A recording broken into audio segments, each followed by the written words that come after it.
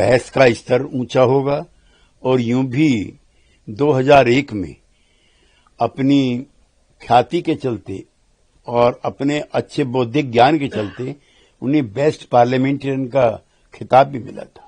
लेकिन विपक्ष जिस तरीके से बयानबाजी कर रही है उससे लग रहा है जैसे नीतीश कुमार को षड्यंत्र के तहत दरकिनार किया जा रहा है।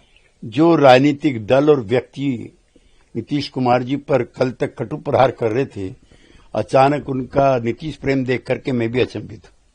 ठीक है, ये जो नई सरकार बनेगी इसके लिए नीतीश कुमार ने कहा कि मेरा साथ समर्थन हासिल रहेगा नई सरकार को।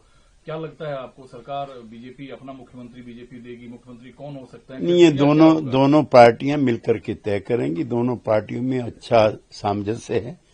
पहले भी कभी मुख्यमंत्री के चयन को लेकर के विवाद नहीं हुआ और मुझे उम्मीद है कि दोनों दलों के नेता इस विवाद को सुलझाने में कामयाब होंगे। जेनजी प्रोटेस्ट के बाद नेपाल जो है जनरल इलेक्शन में है, कई दावेदार हैं, कई चेहरे सामने हैं।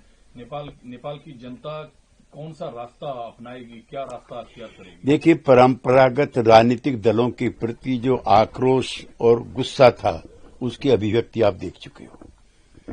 जैन जी के नेता बढ़त बढ़ाए हुए हैं और उनका लोकप्रियता और उनके नारे अभी समाप्त नहीं हुए हैं, लेकिन मुझे हंग लोकसभा भी बनती दिखती है।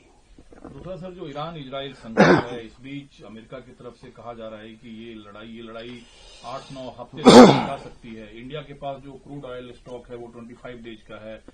गैस की स्टॉक जो है सीमित है। रूस ने ऑफर किया है कि 9.5 बिलियन बैरल जो है क्रूड ऑयल वो भारत को देने के लिए तैयार है। भारत के सामने एनर्जी आपूर्ति को लेकर कोई संकट दिख रहा है आपको? एनर्जी आपूर्ति को लेकर के संकट पूरे विश्व के सामने बना हुआ है।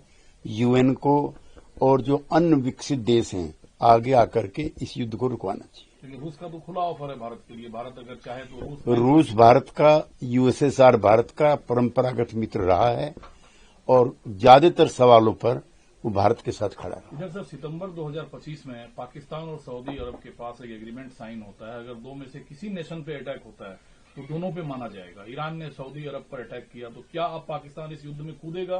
क्या पाकिस्तान ईरान पर हमला नहीं, पाकिस्तान की विचित्र स्थिति हो गई है। एक तरफ वो खुद को ईरान का समर्थक बताता है, दूसरी तरफ ईरान पर जब अमेरिका के हमले होते हैं तो अपना मिलिट्री बेस भी उपयोग करने के लिए देने को तैयार रहता है। पाकिस्तान बुरी हालत में। For more of such videos, do like, share and subscribe to ET Now Swadesh.